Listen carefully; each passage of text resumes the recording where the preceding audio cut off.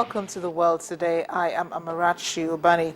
It's our Focus on Africa Thursday, so we're beginning with major stories here on the continent. The world battles to bring peace to the conflict-ridden Central African Republic, but Amnesty International has identified those it believes are responsible for atrocities recently committed in the country. Several leaders from rebels and militia groups, as well as former presidents Francois Bozize and Michel Djotodia, are named by the rights group. The trouble in the CAR began as Mr. Djotodia's mainly Muslim rebels seized power in March last year. The majority Christian state then descended into ethno-religious warfare.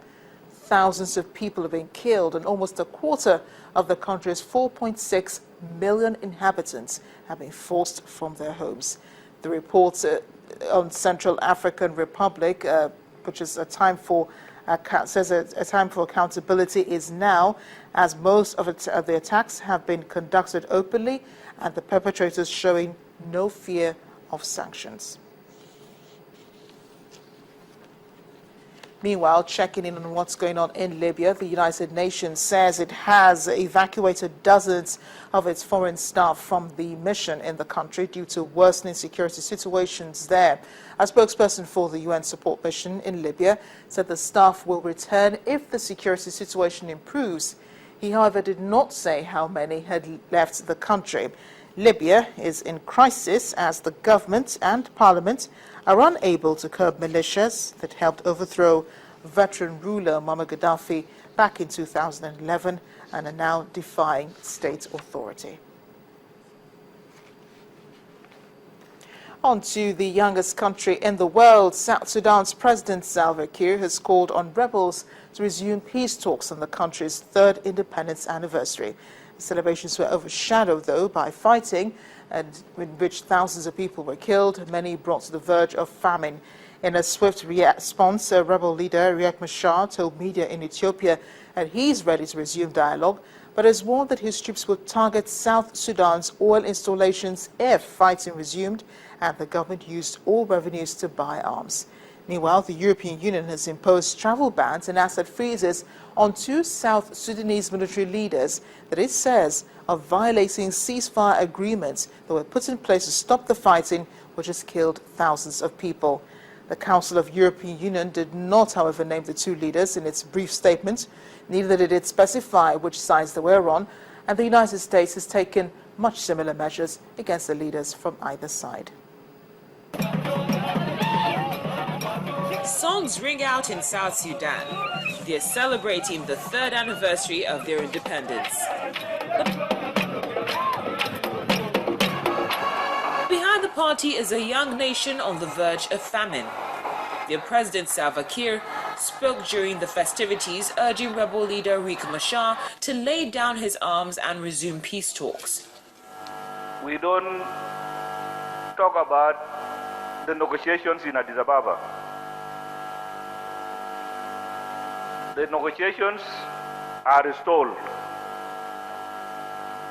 They are stalled because the other side, the other party, have so many demands.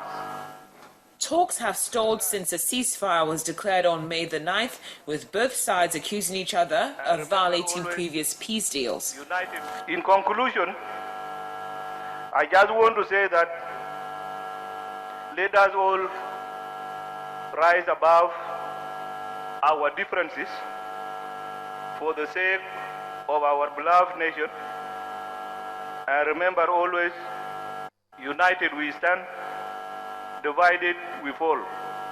Therefore, let us put this war to an end before the war puts us to an end.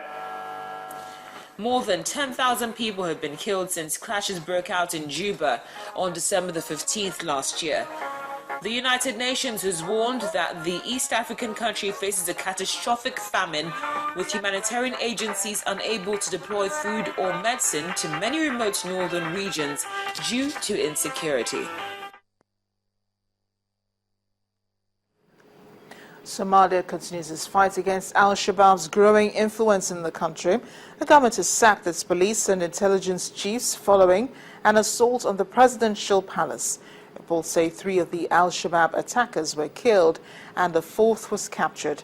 Al-Shabaab fighters entered the compound of the capital Mogadishu on Tuesday before being driven out by African Union and government forces.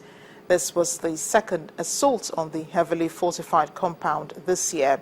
Some 22,000 African Union troops are helping the UN-backed government battle Al-Shabaab, which wants to create an Islamic state. But Al-Shabaab has lost control of Mogadishu. It did so since 2011, but it does often carry out attacks in the city and neighboring countries like Kenya and Tanzania.